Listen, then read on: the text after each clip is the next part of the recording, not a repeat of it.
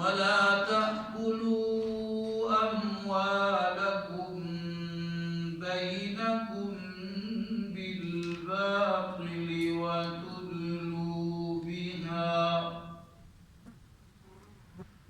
وتدلوا بها إلى الحكام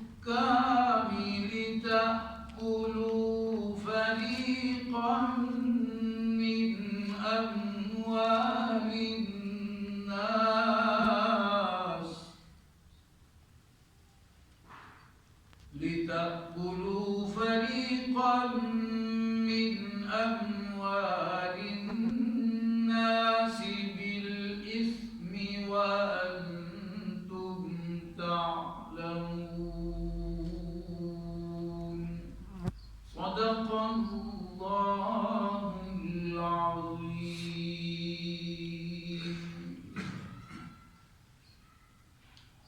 ولا تأكلوا أموالكم بينكم بالباطل، اور تم ایک دوسرے کا مال باطل طریقے سے مت کھاؤ،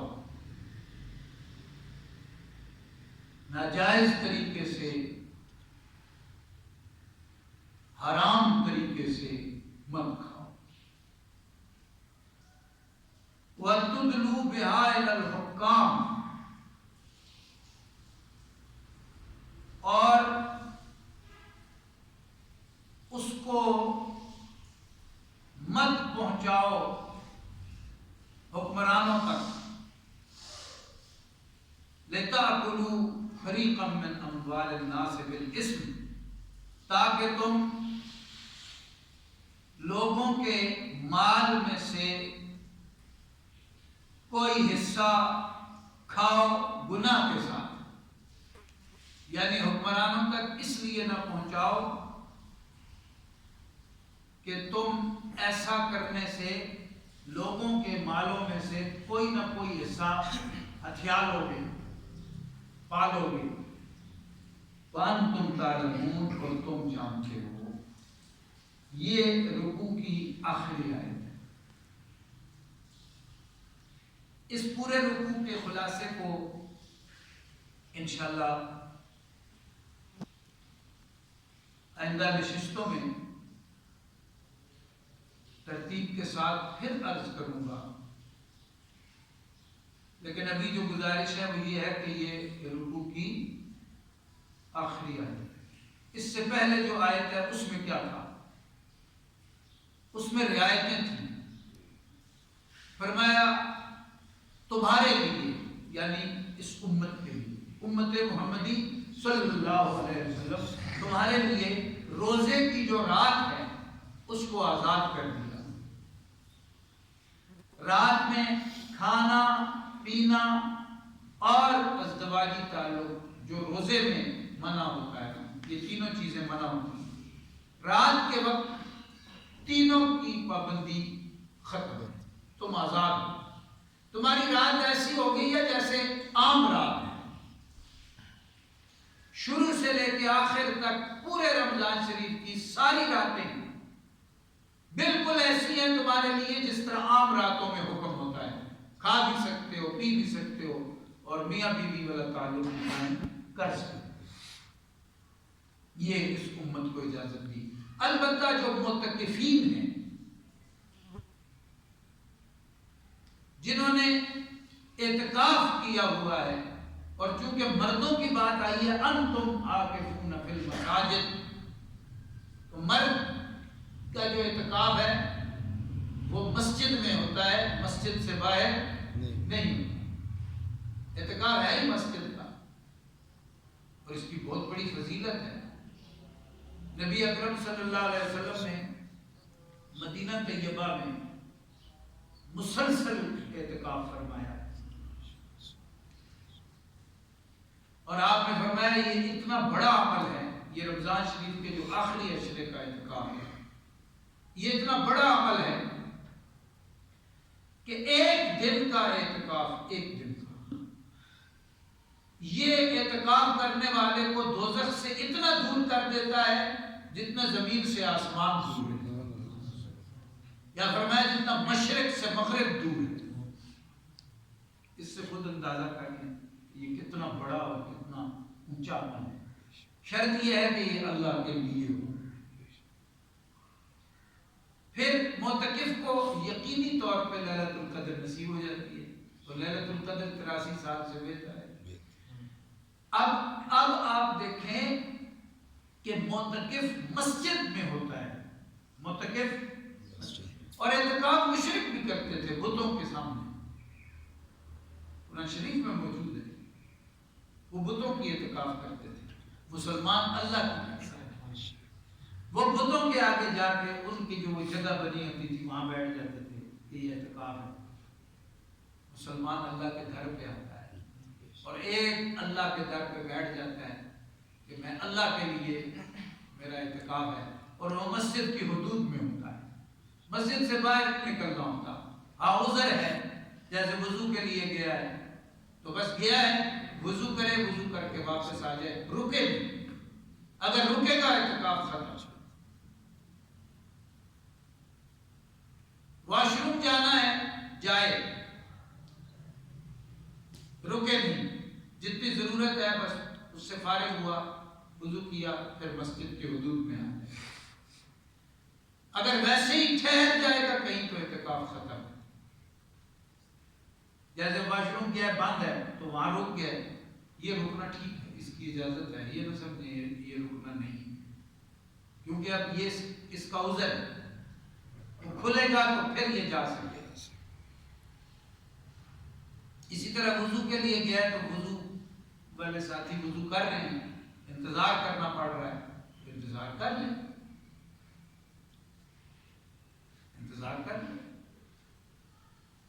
اس انتظار سے, اس رکنے سے اعتکاف پہ کوئی اثر نہیں پڑتا. لیکن وضو کی جگہ بھی آزاد ہے, کوئی رکاوٹ نہیں ہے, اور ویسے کھڑا ہو جائے اس سے اعتکاف چل جائے. اسی طرح جمعے کی نماز کے لیے جا سکتا ہے. جس مسجد میں اعتکاف کیا وہاں جمعہ نہیں ہوتا, جیسے اس مسجد میں ابھی تک تو جمعہ نہیں ہو رہا, تو جمعہ نہیں ہوتا تو جمعے کے لیے دوسری مسجد میں جا سکتا ہے. بس جمعے کے لیے جائے, جمعہ ادا کر کے نماز پڑھ کے بس واپس. راستے میں آتے جاتے ہوئے ٹھہرے, سیدھا اپنے مقام پہ آئے. تو یہ جو اعتکاف ہے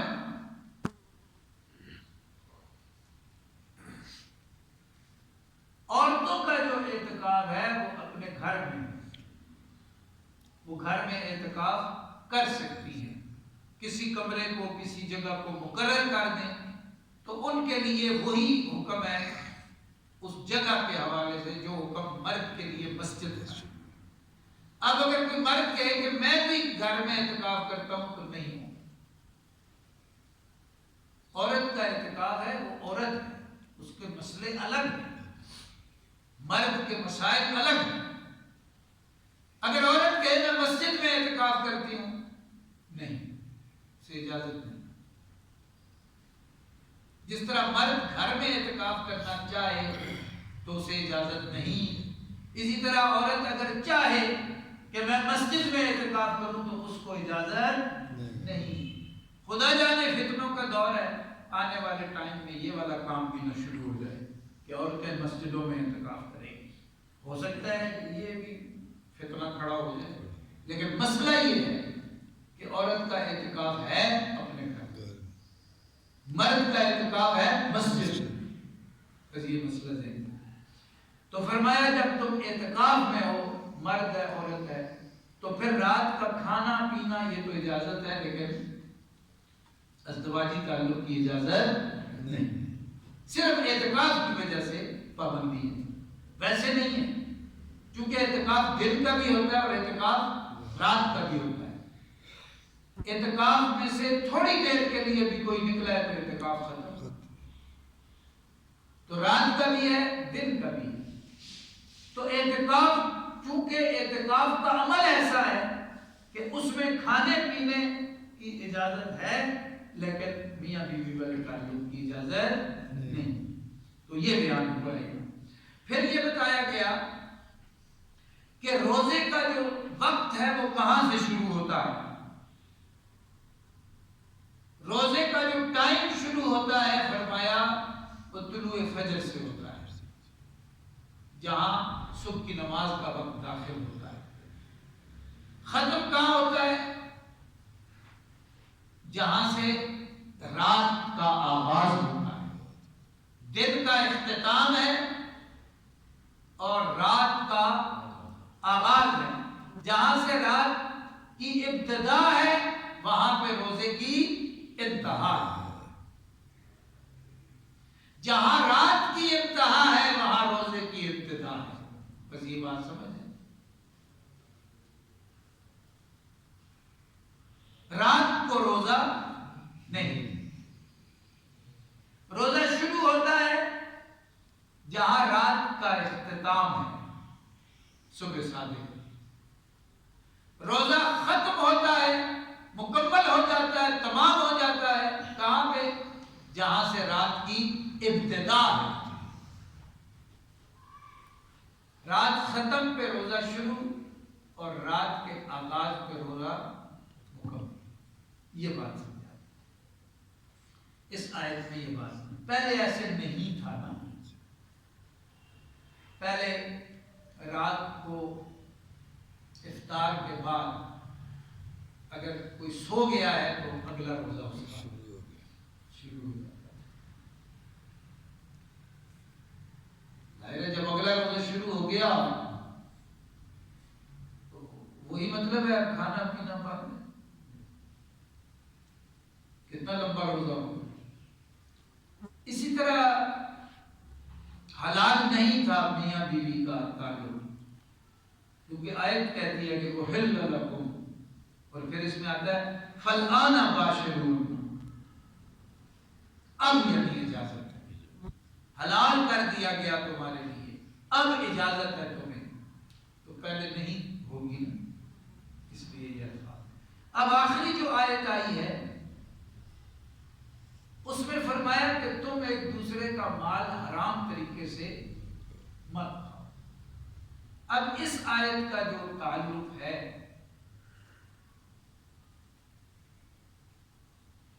وہ بظاہر روزے سے، صیام قیام ان چیزوں سے جڑا ہوا نظر نہیں آیا،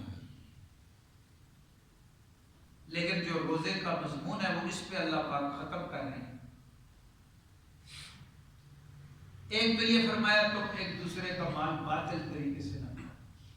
باطل طریقہ کون سا ہے؟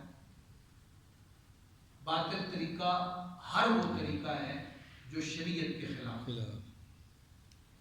مثلا شریعت کہے کہ تم کوئی چیز ناپ کے دے رہے ہو تو پوری ناپ دو، اب ناپ میں کوئی فرق کر رہا ہے اور معاوضہ پورے ناپ کا لے رہا ہے تو یہ بات ہے۔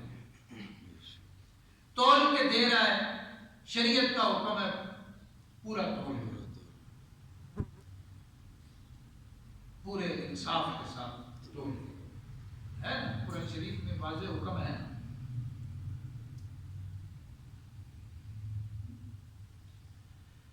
اب یہ جو تول میں فرق کر کے پورے تول کی قیمت لے رہا ہے تو یہ کون سا طریقہ ہے؟ یہ باطل۔ جوئے سے پیسہ کما رہا ہے یا پیسہ ضائع کر رہا ہے تو یہ ضائع کرنا اور کمانا دونوں باطل۔ سود پہ سیٹھ بننا چاہ رہا ہے،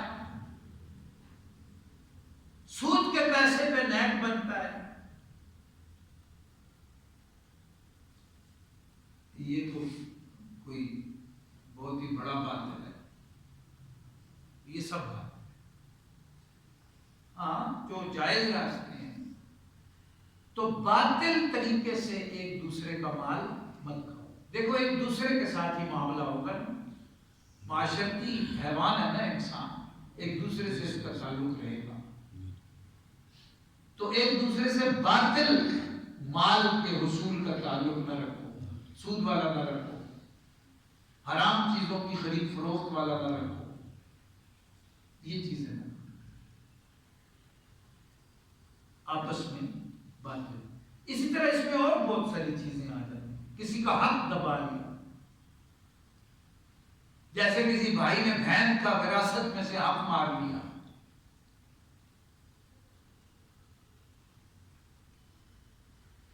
زوراور ہے، کمزور پڑوسی کی جگہ اپنے کھاتے میں ڈال دی، زوراور ہے۔ اور زوراور تو اللہ ہے، اللہ کے سوا کوئی نہیں۔ یہ تو امتحان ہے دنیا میں۔ بڑے بڑے زوراور چارپائیوں پہ سسکتے دیکھے، بڑے بڑے پہلوان کسیاں کرتے ہوئے دیکھے، بڑے بڑے چرب زبان گونگے پڑے ہوئے دیکھے، روشن دن کی شام بھی دیکھی ہے، اور روشن دن پہ پھر رات اندھیروں کا راج بھی دیکھا ہے۔ یہ بالکل ایسی دنیا ایسی، ہاں اس سے بڑا دھوکہ کوئی نہیں۔ جتنا بڑا دھوکہ یہ دنیا ہے اس سے بڑا دھوکہ کوئی نہیں۔ اور اصل کیا ہے؟ آخرت۔ تو اب باطل طریقے سے جو مال ہے وہ کوئی بھی باطل خلاف شرع ہے وہ نہ کرو، پھر لوگوں کے مال کے مسئلے کو حکمرانوں تک مت لے کے جاؤ کہ ایسا کرنے سے تمہیں اس میں سے کوئی مال ہاتھ لگ جائے گا۔ یہ بڑی عجیب بات فرمائی گئی ہے، یعنی جھوٹے مقدمے نہ بناؤ، اگلے کو گھسیٹیں گے، کچھ نہ کچھ تو آ ہی جائے گا نا۔ اسی طرح اور بھی بہت سی صورتیں نکل آتی کہ فلانے کی رپورٹ کر دیں گے، اس کو ڈرا دھمکا کے، اچھا چلو پھر تم اتنے پیسے مجھے دے دو، میں رپورٹ نہیں کرتا، خام تم پہ مقدمہ کرتا ہوں میں۔ چلو جی جرگہ بیٹھ گیا، اور جی مقدمہ نہ کرو جی، پتہ ہے اصل مالک کون ہے، تو پھر کیا، چلو جی تسی تھوڑے دن پیسے۔ یہ فرمایا یہ والا کام بھی نہیں کرنا۔ کوئی صورت ایسی مت بنانا کہ تمہارا آپس کا جو لین دین ہے وہ باطل ہو جائے۔ وَأَنْتُمْ تَعْلَمُونَ، تمہیں پتہ ہے۔ اللہ فرماتے ہیں زیادہ وضاحت کی ضرورت نہیں ہے، کلے للے نہیں بنو، پتہ ہے کون سا طریقہ ٹھیک ہے کون سا طریقہ غلط ہے، تمہیں پتہ ہے۔ وَأَنْتُمْ تَعْلَمُونَ، یہ صرف سمجھا دیا ہے، ایک مثال دی ہے کہ یہ باطل کی ایک صورت یہ بھی ہے کہ وَتُدْلُوا بِآيَةِ الْحُكَّامِ لِتَأْكُلُوا فَرِيقًا مِنْ أَمْوَالِ النَّاسِ بِالْإِثْمِ، یہ کام بھی، یعنی یہ وہی ہے نا، کئی لوگ اس قسم کے مارکیٹ میں بڑی تعداد میں بیٹھے ہوئے، آج بھی بیٹھے، جن کا کام ہی یہی، سارا ماحول کس لیے بناتے ہیں کہ کچھ پیسے۔ یہ ایک بات سمجھا کے اللہ پاک نے سب باطل ذرائع سے منع کر دیا۔ اب آخری بات کہ قرآن پاک کا تو کوئی مقام بے ربط نہیں ہوتا، لیکن اس میں دو آیتیں آ گئی، ایک آیت نمبر 4 ہے، ایک آیت نمبر 6 ہے۔ 4 میں ہے وَإِذَا سَأَلَكَ عِبَادِي عَنِّي فَإِنِّي قَرِيبٌ، قربت الہی، اجیب دعوت الداع اذا دعان، اللہ ہی سے مانگنا، یہ باتیں آ گئی اس میں۔ تو رد کیا تھا کہ یہ جو صیام اور قیام ہے یہ تو ایک لباس ہے، ایک لبادہ ہے، جو اس کا مدعا ہے وہ تو اللہ کا قرب ہے۔ تو روزے سے اور قیام سے، صیام و قیام سے اللہ کا قرب، قرب کیسے ملے گا؟ قرب اس طرح ملے گا کہ تم زبان سے اور دل سے، زبان سے ہو یا دل سے ہو، ایک اللہ سے مانگو بس، اپنی ساری امیدیں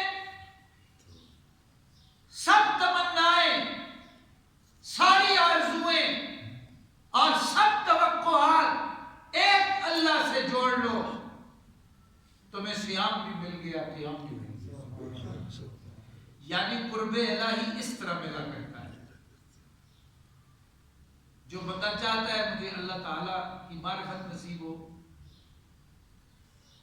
تو وہ اتنا اللہ سے مانگنے والا بن جائے کہ اس کو یقین ہو جائے کہ مجھ سے زیادہ اس بستی میں کوئی اللہ سے مانگنے والا نہیں۔ پھر کیا اگلی بات کیا بتائی کہ فَلْيَسْتَجِيبُوا لِي، شریعت پہ پابند ہو، حلال حرام کے حکم پہ پابند ہو، وَلْيُؤْمِنُوا بِي۔ اور اگر کوئی کہتا ہے کہ اللہ ہے ہی نہیں، یہ کلام اللہ کی نہیں، یہ دین اللہ کا نہیں، یہ تو مولویوں نے بنایا ہوا ہے، ان باتوں پہ دل کو نہ آنے دینا، مجھ پہ یقین کامل، مجھ پہ ایمان مضبوط رکھنا، پھر تمہیں رشد نصیب ہو۔ ظاہر کا جو طریقہ ہے تمہارا وہ شریعت کے مطابق ہو جائے گا، اور جو دل کا معاملہ ہے وہ اللہ سے معرفت ہو۔ رشد ظاہری، رشد باطنی تمہیں روزے سے اور رات کے عمل سے، تو ربط ہے یا نہیں؟ اب جب مال کا مسئلہ آیا تو سب نے فرمایا یہ 5 آیتیں جو ہیں یہ رمضان شریف کے عمل سے جڑی ہوئی ہیں، اور یہ جو ایک آیت ہے یہ 11 مہینوں سے اللہ نے جوڑی ہے، اور اس کو اس طرح سمجھو کہ جس طرح تم نے روزے میں حلال کھانا، حلال پینا، حلال میاں بیوی کے تعلق کو چھوڑا تھا، اب روزے کا جو اثر ہے وہ یہ ہونا چاہیے کہ 11 مہینے تم نے حرام کھانے کو، حرام پینے کو اور حرام جنسی تعلق کو ترک کر دینا ہے۔ یہ ربط ہے۔ اگر تم 1 مہینہ حلال چیزوں کو چھوڑ سکتے ہو تو 11 مہینے تم حرام کو کیوں نہیں چھوڑ سکتے، جبکہ حلال تم پر 11 مہینے روا ہے، جائز، چھوڑ سکتے ہو نا۔ اس لیے یہ ربط ہے کہ اب پورے روزے کا جو پورے سال کے حوالے سے درس اور سبق ہے وہ یہ ہے وَلَا تَأْكُلُوا أَمْوَالَكُمْ بَيْنَكُمْ بِالْبَاطِلِ۔ جس طرح روزوں میں تم نے حلال چیزوں کو اللہ کے حکم پہ چھوڑا ہے، اب 11 مہینے تم نے حرام چیزوں کو چھوڑنا ہے اللہ پاک کے حکم پر۔ اگر ایسا کر لو گے پھر تو تمہیں رمضان نصیب ہو گیا۔ اگر ایسا نہیں کیا تو اس کا مطلب ہے تم نے ایک شکل بنائی تھی اور اس کی اصل سے تم معلوم ہو، ایک وجود تم نے بنایا تھا اور روح تمہیں نصیب نہیں ہوئی، ایک راستے پہ تم چلے تھے لیکن تمہیں منزل نصیب نہیں ہوئی۔ اگر اس کے مطابق تم ہو گئے، اس کا مطلب یہ ہے کہ راستہ بھی ٹھیک ملا تھا، منزل مراد بھی نصیب ہو گئی۔